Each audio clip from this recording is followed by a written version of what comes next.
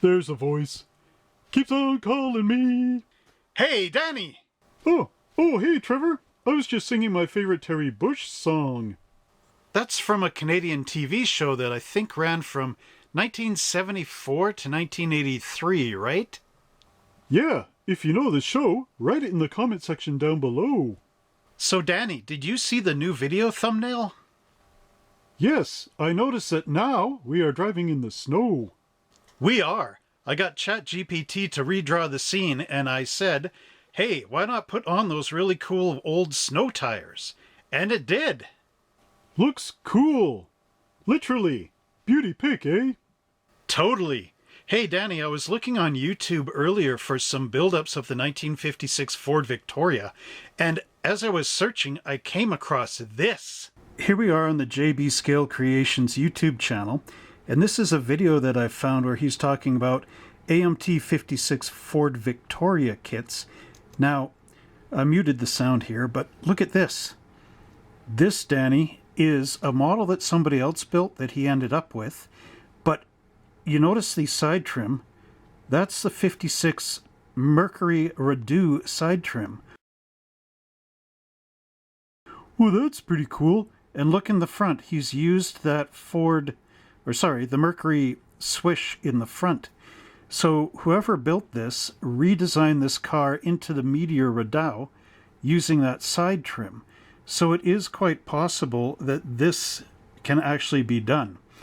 And it looks like basically that's the original Ford side trim, like I noted before. He's taken the medallion and glued it, or cut this and made a medallion. And then the trim goes from the medallion out and up to connect to the trim in the front, with the other trim going up and over. So it isn't quite as difficult as I thought it might have been at first. And then the grille in the front as well. He's got the hubcaps. He put a little star on there. Too bad, though, he doesn't have the Meteor on the back. And he didn't correct the front in the center right here with the star. But it's as close as you can get, and it's the first Canadian Meteor that I've actually seen somebody do. And as JB Scale Creations moves this thing around, he eventually opens the hood, and we're in for a treat when he does that. We just gotta wait for him to carry on. But it looks like whoever did this used a spinner cap inside there. 3-prong. Yeah, it does look like that. It's got the flames on there as well, and some moon eyes decals up above. Yeah, and he's even cut the glass roof into the top, as you can see up there, and used some pinstripe instead of the Meteor thing, the Vicky plate from the 32 Ford, and he's added in fender skirts, possibly from the 57 T-Bird from AMT. Overall, that looks pretty terrific, doesn't it? Yeah, it sure does. Oh, here's the hood opening. See, he's even painted the engine green, like the Meteor one. He's used the dual carbs. Forgot to paint this black, though, but, I mean, it's a custom hot rod kind of thing, so maybe he decided to go that way. But I think what I'll do is I will subscribe to JB Scale Creations, find this video again, and then let him know that this is a Mercury Meteor he's holding right here at this point in the film. Yeah, that'd be pretty cool. Just let him know. Yeah, because he could enter this in our Canada Strong group build. Well, technically no, because this was built way before the contest started, or the group build started, but overall, this does look amazing, doesn't it? Yeah, it sure does. I mean, anybody could build that. That's pretty easy. All of this trim up here, where Trevor's pointing, you could do that with evergreen strip, and then the medallion there. You could even just use the end of a piece of sprue if you cut it thin enough. Yeah, that's true, Danny. Use some of those hole-cutting punches, maybe even on a sheet of evergreen, and pop out a hole, and then pop a hole in the center of that hole, make a little donut, eh? Like at Tim Hortons, eh? And just put it right in there and make up your own medallion. Yeah, that thing is pretty cool. Okay, maybe stop the film there, and we'll discuss it. Oh, look, it looks like the flames are peeling up on the hood. Ooh, that's really weird. Yeah, I didn't notice that before. Yeah, I think they have curled in the front. Yeah, they're just sitting on paint. They weren't clear-coated underneath. But hey, anyway, doesn't matter. I like this. It's kind of neat. Yeah, it sure is. All right. Well, JB is talking a lot about it. See, there's some dots in the roof there. But, what can you do? Overall, though, I think that's pretty excellent. So that's what mine will end up looking like, maybe without the Rideau side treatment, but at least I know it's possible. Danny, I also noticed on this 57 Ford that he's used the Canadian grille inside there. Oh yeah, so that can be done, but the trim is still authentic Ford up there. It's not changed to the Meteor. Yeah, I know, but at least this is a start. So again, simple thing. This is included in the kit. You just glue it on, and there you are, Canadian Meteor. Yeah. So you're going to finish the engine for the car today, Trevor? No, Danny, I'm going to let the paint dry on the engine a little bit longer just to make sure it all hardened up, because it's the very bottom of my rattle can of that particular color. So I just want to make sure nothing goes wrong with it, because at this stage I won't be able to retouch it. So instead, I thought I would start somewhere else. Okay, so let's go down to the bench and see what we're going to do. And now it's time once again for the 100% Canadian IQ 2000 Trans-Canada Trivia game. So, without further ado, let's see what the question is for today. And today's IQ 2000 Trans-Canada Trivia question is history or geography? And to read off the question is my good wife, Julie. Name the Canadian-born actor who stars in T.J. Hooker. Name the Canadian-born actor who stars in T.J. Hooker. Ooh, that's a tough one. Was he in anything else? Well, if I gave you that answer, Danny, you'd know the answer to the question. That's true. Well, whoever gets this one right will have their comment pinned in the comment section down below. The first person to get it right. Okay, cool. So in case you missed it, here's the original picture where Danny and I are driving in the 56 Meteor, and you can see the coastline in here in the summertime and that sort of thing. And here's the same picture with us in the winter. It's the same coastline over here, but it added in trees and then added in our snow tires. Yeah, that is so cool. So yeah, just bring this over here and I'll zoom in, eh? Ooh, so here we are. This is almost like a Disney picture or something, eh? Yeah, sort of. So now you can see the snow tires in there with the treads, and the AI put them on all four corners, although I only have enough for the back. But, in most cases, that's how it really went up here in Canada. I had, on my Oldsmobile, I had the regular tires there. I only had 2 snow tires in the back, but they were like this. Oh yeah, I remember those days. Yeah, a long time ago. Yeah, when I was just a little pup. So I also like in here that the interior is orange and white, or red and white. I think I'm going to go with that theme. Yeah, truly Canadian. All right, so what are we doing then? So Danny, I thought today we would just clean up the parts, maybe paint them toward the end of the video here. Not too sure. But I think we would do assembly step 3 here with our chassis. Now I've noticed that some of these chassis, like it says here, are flat black or semi-gloss black, and that would be all the way across. But then I was looking at some of these Meteors on the hoist, and if you got a 3-tone car, maybe white, red, and black or something, the underneath seemed to be the lightest of the colors, so it would be white. But, I mean, these things vary from car to car. I've also seen this as undercoated, so, I mean, it's whatever. Okay, so let's just paint it whatever then. All right, sounds good. So we got our drive shaft in here. I'm not going to use the traction bars, although those would probably be good in the winter. Yeah, maybe. Well, no, because you got to go high speed and that'll twist the springs, so that has no bearing in snow. No, I guess not. All right, so we'll get the differential together and our shock absorbers and the rear brake drums and glue all that up. Well, maybe not the shocks, but, we'll get it ready for paint. Okay. Now, the other part of this is we can get our front suspension all cleaned up and ready to go as well, cleaning up the seam lines and just prepping this up and choosing the raised or the lowered option, although could do that last because I want to make sure I've got these located on the kingpins before I glue the brakes on there. Yeah, that's a good idea. And make sure this all works. The other part of it, too, is the wheels. So what I'll have to do is figure out the wheel assembly up in here, which was step 2. Now, I'm not sure if I'm going to just use the wheels without the hubcaps or use the wheels with the hubcaps, because the winter we've got our snow tires on there, so it might be a combination. I might just have the hubcaps on the front. I don't know. I'm going to have to figure this out. Yeah, maybe clean up the wheels first and then try both side sets and see what it looks like in those snow tires. Yeah, that's a good idea, Danny. Boy, you're so clever. Oh, thank you. Whoa, Trevor, what are we looking at here?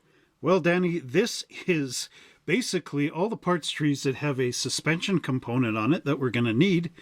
Whoa, that's just insane. Yeah, I know. Here's the rear axle, which fell off of one of the trees, so that's okay. Yeah, that's good. Don't lose that. All right, so right here on this one parts tree, we have both shock absorbers and the front linkage. Okay, set that to the side. And then here we've got the coil springs and the wheel backs and the brake drums. All right, yeah, don't lose those. Oh, you got the pins there too. Yeah, okay, got to take extra care not to lose these, because you won't get any others anywhere else. Understood. All right, so then we've got the rear axle here with the leaf springs and our very, very flash-filled kingpins. Whoa, those are awful. I know. Anyway, what else is going on here? Oh, yeah, there's our steelies. Yeah. And then the wheel backs as well as the front brake drums. Okay, keep those to the side. Okay. Then I've got the lower A arms. All right, don't lose that. And finally, we've got our frame and chassis, which I'm going to have to cut off here and get rid of all the flash. Ah! And of course, we can't forget our chrome hubcaps and our tires. And I'm going to keep the metal axle just to align the plastic rear axle with. Oh, that's a good idea. So here I have the snow tires as well as the regular stock wheels and tires. And when I was putting this together, I noticed that these rear tires, the snow tires, are actually quite a bit thicker than the stock tires. So what's happening here is the wheel, of course, has the backing here with the little rod on there with the hole in it. And of course that's for our metal axle. This is the back wheel. So putting the back wheel in, oh, the other thing is, just before I say that, there was a little bit of webbing inside here where the wheel actually sits in and then this part glues in. But of course that's for the AMC wheel, so I had to cut those little bits out of there so that I could put this together and have the flat of the wheel touching the flat area of the wheel back in order to glue it together. But what I noticed is this is sunken in quite a bit. So that means that I don't have this quite positioned right. Because if we look at the factory tire with the factory back, and oh, this one is the front, but you can see that this sticks out quite a bit for the front wheel. Here's the one in the back, and this one is basically flush across with the hole. So what I realized is that I have to get this flush, or maybe even a little ahead of the wheel.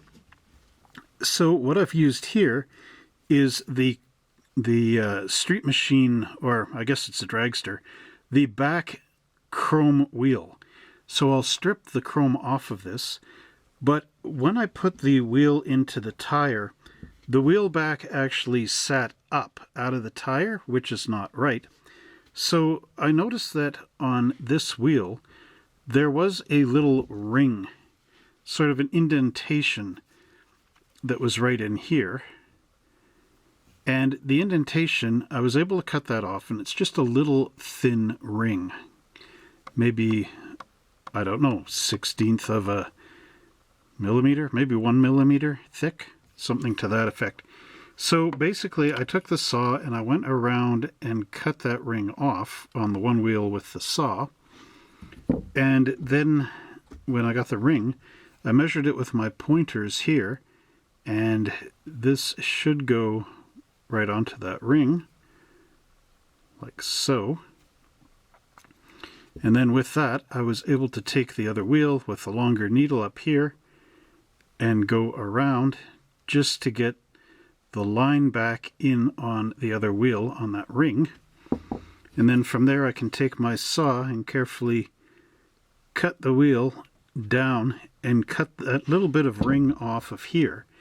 And once that little bit of ring is removed, then the new snow tire, that little piece of the cylinder sticks out just a bit above the wheel now, and that'll get it to the right height so that when this goes on the rear axle with the little drum brake in there, so here's the rear axle, this little bit that's sticking up should help once that brake drum is glued on.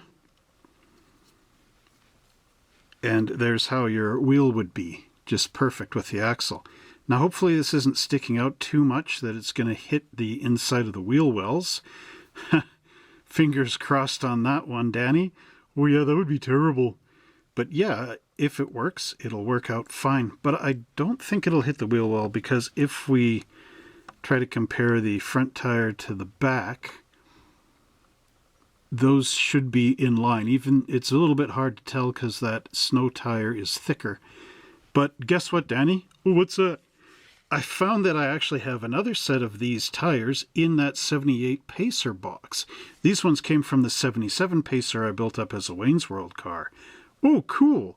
So if I actually wanted to have four-way snow tires, like our favorite picture here shows, I could take another one of these 56 Fords that I have and cut the chrome wheels down and then have four-way snow tires.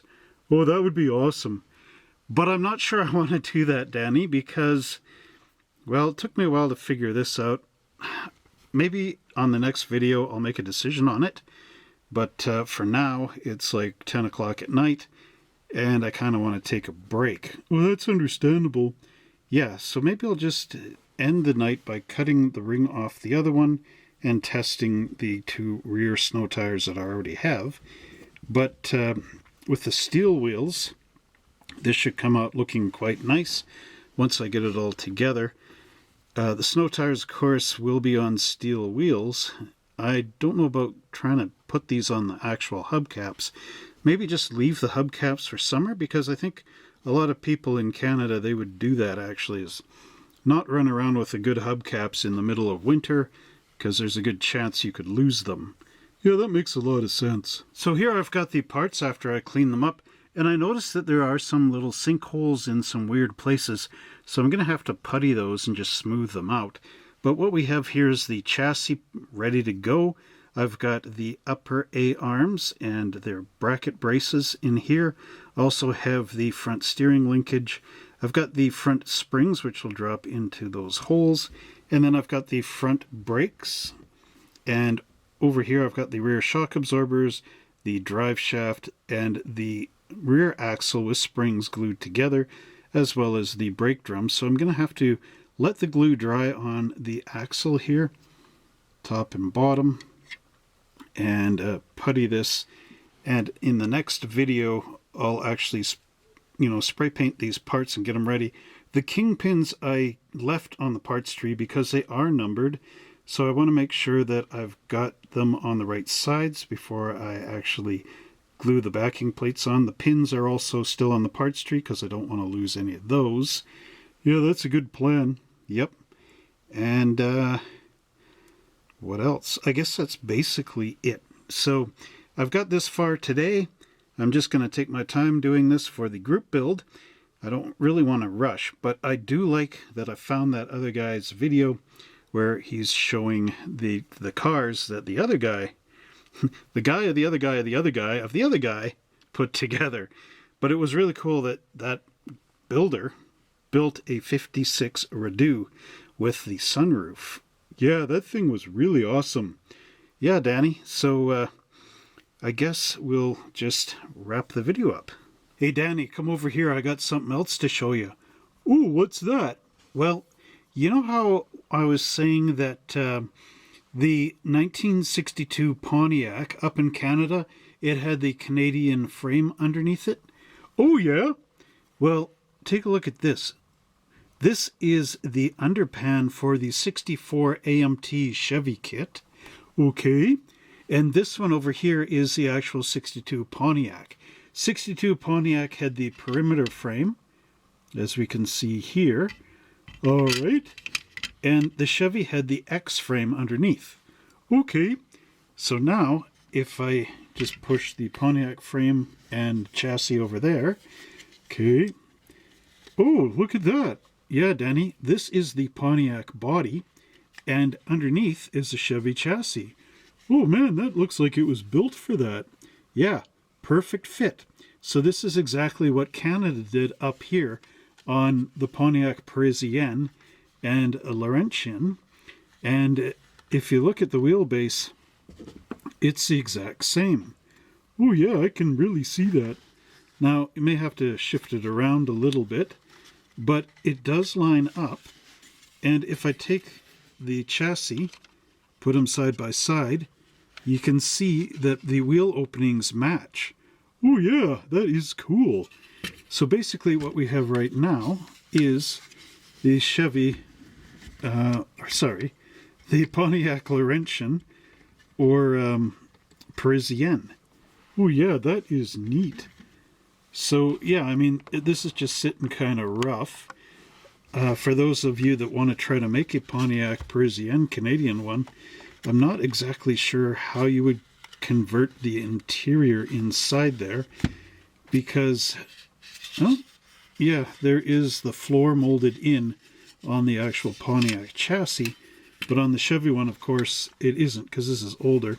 The other issue that I found is that the engine in the Chevy seems to be sitting further back in the car than where the Pontiac one would be. Oh yeah. So I'm not sure exactly there, Danny, how you would alter the front of this, or maybe you could get the AMT 62 Chevy Impala instead, but fiddle around with it because it sure as really does line up in here. Oh yeah. Check this out, Danny. Even the Chevy interior fits into the Pontiac. The dashboard has the right curvature that matches, and the rear package shelf goes end to end. The only issue is right in here. The interior is just a little bit narrower this way, but everything else fits perfectly right in there. Whoa, that is far out, man. Oh, and Danny, I discovered something else. Ooh, what's that? Well, remember last video, or maybe the video before, where you got to chew up this older grill or whatever? Oh yeah. Well, that was just a joke, right? Yeah, it was just a joke. Well, anyway, so I found out why this thing is shorter and the new one is longer. Oh, okay, fill us in. All right, Danny, so here are the instructions from the, I'll just say, newer Ford. Okay, so what we have is the stock grill, and that's being glued on there. This is American grill, right? Yeah. All right, so now we've got the Canadian grill behind it. And if you notice, the grill is supposed to glue right on there, right to the edge of the outer of the fender, right? Yeah. Okay, so that is in the new one, so keep that in mind. Okay, so Danny, here's the original instruction sheet from 1962 with the big square custom written up above, completion assemblies. Okay. All right, now you'll notice right here, it says front rolled pan. Oh. Yeah, so there was a piece in this kit that was a rolled pan, and that rolled pan glued onto the front of the car so that you had the custom, right? Okay, so now you'll notice there's a tube grill right here. Yeah, and right in front of it, what's that, Danny? Oh, that looks like the Meteor grill. It is, but you see the shorter grill here is designed to fit into the roll pan, and the roll pan is a little bit thick on the edges. Oh, okay, that explains stuff. Yeah, so I've got one of the older kits. It's not an original 62, but it's from the earlier 80s, maybe late 70s. It was the one with the blue car on the white box. Oh, I remember that.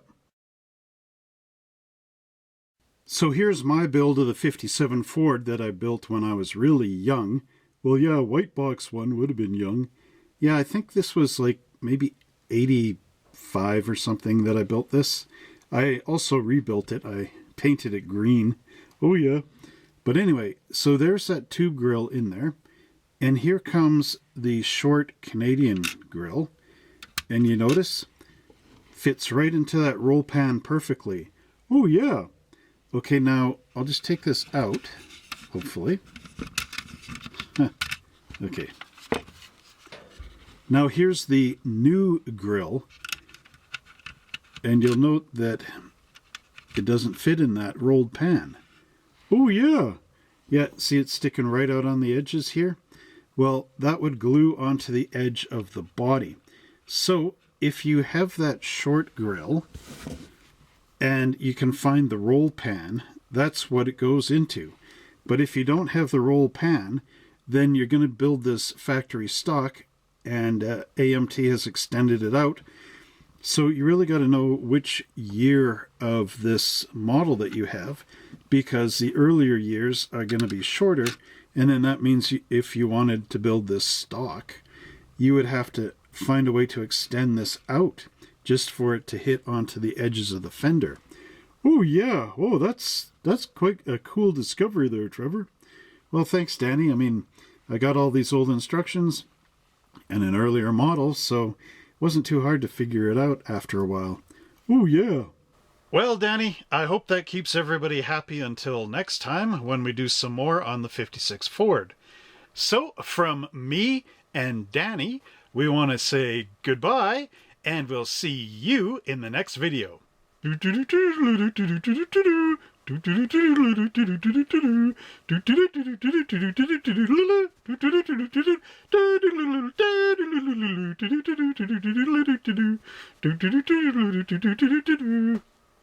Goodbye.